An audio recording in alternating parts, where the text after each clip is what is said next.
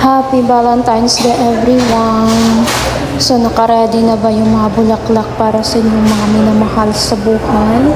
Charos! Pero kung ako sa inyo guys, huwag na yung bulaklak, nalalangka eh.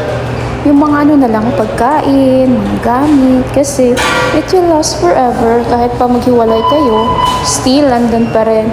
Pero pag ang bulaklak, nalalantayan, sayang naman. So, samahan nyo ako guys kung saan ako pupunta. Hi guys, papasok tayo dito sa flower shop.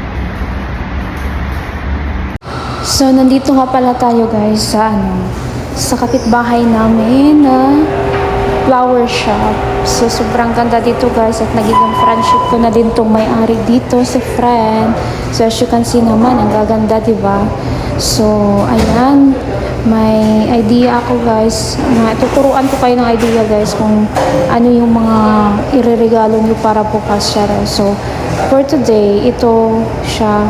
Pang bata nga lang to siya guys. Bumili ang amo ko ng mga ganyan na stuff. Yung Barbie, lahat. Sa Mineso nila binili yan. So, ayan. With all, everything guys. Everything. So, may idea kayo. Pwede naman siyang bumili kayo guys kung sa asawa nyo. Bumili kayo ng mga kakailangan niya. Yung mga shampoo, mga sabon, ganun. Tapos, kung may mabibili kayong mga damit, pajama, iisa nyo siya lahat guys. Tapos, bibili kayo ng box.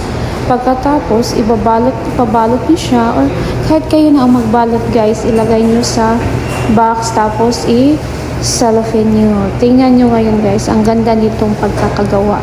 So, itong mga pinabibili ni na madam ko, regalo to siya sa mga classmates ng alaga ko. So, ayan na yung magiging itsura guys. So, ang masasabi ko lang, pwede siyang i-idea sa kung sino mga regaluhan nyo, diba?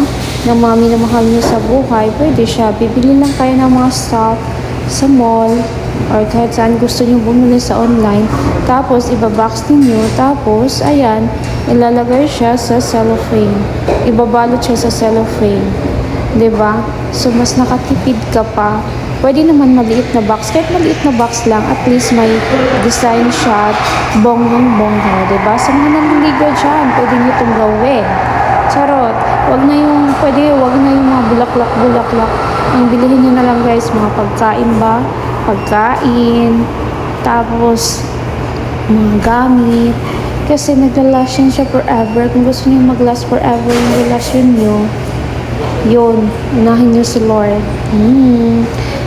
Laging nasa center si God sa inyong relasyon para ang pundasyon ay matibay. Kasi kung si Lord ang inyong pundasyon, hindi yan siya basta-basta matitina guys. Patuloy at patuloy yan siya. Kaya put God first in everything that you do. Put God first in the middle of your relationship. Ganyan lang ang mga sekreto guys. Kung paano tatagal ang isang relasyon. So, ayan na guys. Nagawa na niya lahat ng mga pinapagawa ko at ibabalot niya ito. So, while ginagawa niya guys, iikot tayo dito guys. Ipapakita ko sa inyo ang aura dito ng flower shop na ito. Napakadaming flower. Pag pumapasok ka dito, ang ganda. Tapos, yung nakakaano siya, sarap sa paningin. So, ito na yung end product, guys. So, ayan. Tingnan nyo naman. Makikita nyo naman. Ang ganda, diba? O, diba? May idea na kayo kung magregalo kayo sa inyong mga minamahal sa buhay. Pwede namang hindi ganyan ang ilalagay nyo. Or kahit ilagay nyo sa box na maliit. So, ayan, guys. Ang daming mga bulaklak ko. Ang gaganda. So, in preparation to sa kanila sa Valentine's Day. Charas! Marami din naman kasi bumibili pa rin ng bulaklak. Kasi ang pagbibigay din ng bulaklak ay one way of showing your love, your respect sa iyong minamahal. Pero kung realidad ng buhay ngayon, pwede na wala ng bulaklak. Ipera na lang, charot. Ipera or igamit, yun. Diba, ang gaganda ng bulaklak ko, nakakasinag sa mata. So, yun lang masasabi ko guys. Ingat pa tayong lahat and continue to seek God first in everything that you do. Because if you seek God first, God will put everything into order. Because you know that God, our God is a God of order. And always be thankful, maliit man yan o malaki na bagay ang iyong natatanggap, ay matuto tayo magpasalamat sa ating poong may kapal. Kasi kung ganyan yung attitude mo, the more you are thankful, the more blessings that comes into your way. And don't compare yourself to anyone else. Kasi may kanya-kanya tayong nilikha sa ating sarili. And patuloy lang ang buhay. Kung ano man yung mga hinaharap mo ngayon, ng mga problema lang yan. You have a big God that will solve all your problem. Just continue to have faith in Him. Importante talaga yung pananali, guys. Kasi kung wala kang pananali, walang mangyayari sa iyong buhay.